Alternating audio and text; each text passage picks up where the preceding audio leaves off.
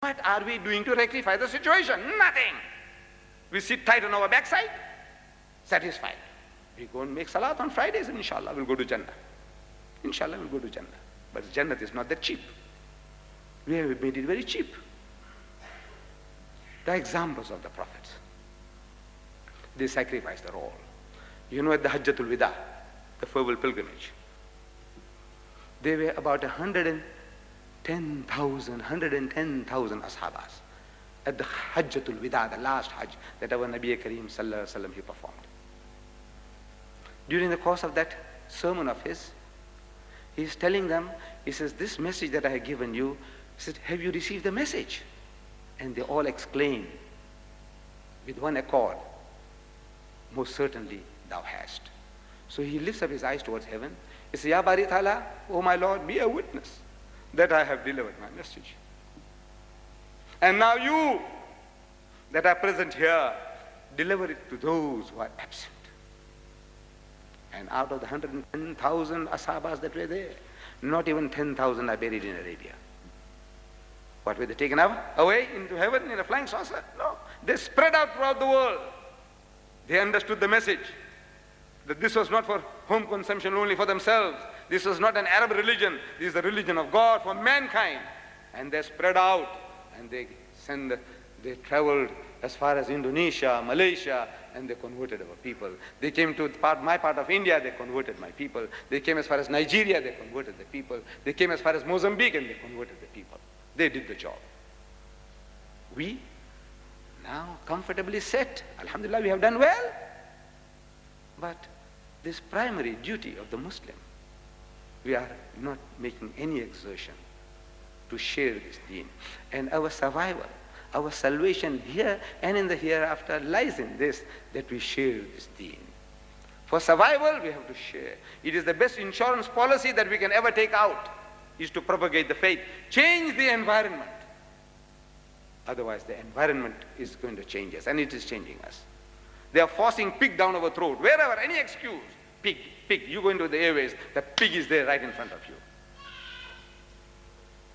Our forefathers, they held on to certain small principles and the reward that Allah gave us. Just little things.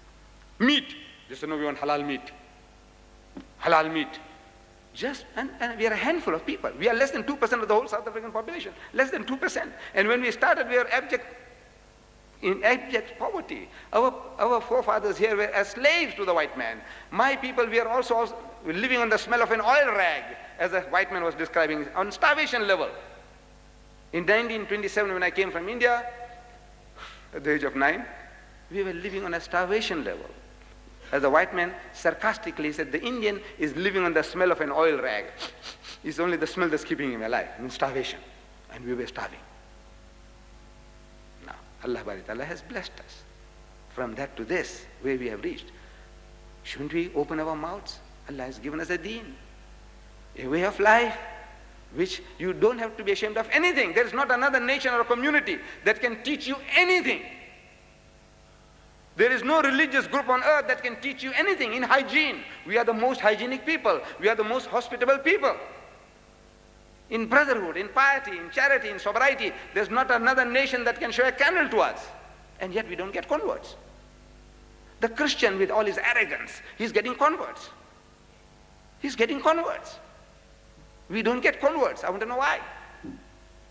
Is Islam a spent force? Is the Quran now to be put in a museum piece? Is that what you think? No. The reason is very simple. We don't open our mouths. That's all. You must learn to open your mouth. Talk, man, talk. Can't you say something about Islam? Don't you know one thing about Islam? That's all. One thing. Can't you talk about one thing about your hygiene? Why don't you tell him about your hygiene? How hygienic we are, the amount of water that we use. Number one, we wash. When we go for number one, we wash. Number two, we wash. Any excuse, water, water, water. We use more water than any other people on earth. Use, not abuse. Why don't you speak about it? Tell them.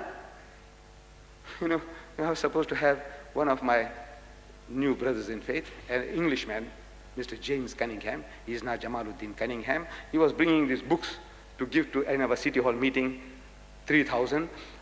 It was quite a heavy load in the car. He reached as far as Naishna, and somehow the car skidded and is a total wreck. This morning he left back for home, and the books are coming by some private company. Cross, was it? Cape Cross Express, something like that. Cross Cape Express. This young man, Englishman, his father and mother are Roman Catholics. And he's got a can in the toilet. Look, beautiful things you can learn from innocent, like little children. He has a can in the toilet. The parents didn't like his conversion. He said, you can be anything. If you don't believe in God, it's all right. You become Hare Krishna, it's all right. But Muslim is red rag to the bull. Because now he's going to say, drinking is bad, daddy. Gambling is wrong, daddy. So everywhere. So dancing is bad, daddy. So everywhere now this Muslim, his son is a Muslim, is going to come in the way. So he hates this young fellow. But somehow things are cooling off. But now, always, what are you doing with that can in the toilet, James? So he explained it. Again, he says, James, what are you doing with that can in the toilet? So he says, Daddy, look.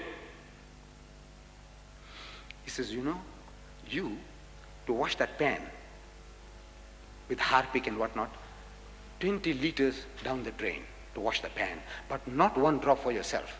On yourself, not one drop. Look, it's a friend. He said, not one drop you use for yourself.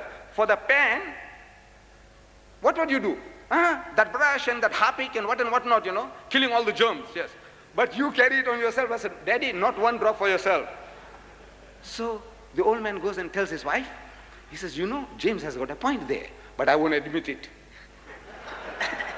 This is man. I said, look, isn't there anything you can talk about? Nothing. Our Nabi Kareem sallallahu alaihi wasallam, he gave us the secret of knowledge. He said, "Ballighu anni walau kana aya." Deliver the message regarding me, even if it is one verse, one fact, give it. One fact, give it. Talk about it, one thing about this, what I told you now. I said, look, this Englishman, he's converted, and his father is always wanting to know what he's doing with a can in the toilet. So this young man, I don't know how it came to him, he said, look, Daddy, he says, for the can, 10 liters, 20 liters down the drain to wash the pot, the pan. Nothing for yourself, Daddy. You don't put one drop on yourself. So he said, but he says, I won't admit it. He's telling his wife, I won't admit it. I know he's got a point there, but I won't admit it. But you can do the same. Look, there's something that you can share. May Allah Bari Ta'ala give us that tawfiq, that hidayat. And once you start doing that, Allah will fill you with knowledge. Knowledge only comes by use. You listen to me, you are being entertained, I know, you like to listen to me. And you go home and finish.